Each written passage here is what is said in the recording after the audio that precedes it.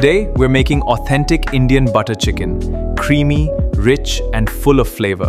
For this butter chicken, we'll need chicken, yogurt, butter, tomato, garlic, ginger, and a mix of Indian spices.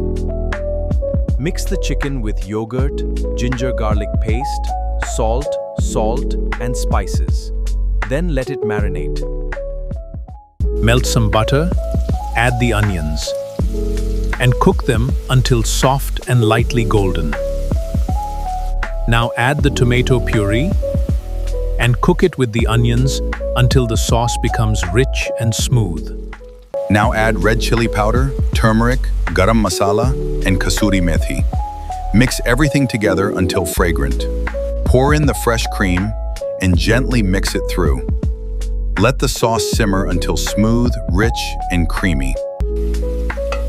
Now cook the marinated chicken separately, turning the pieces until they're lightly golden on the outside.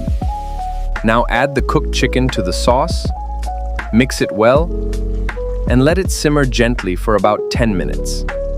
Meanwhile, cook the basmati rice until tender and fluffy, then gently separate the grains before serving.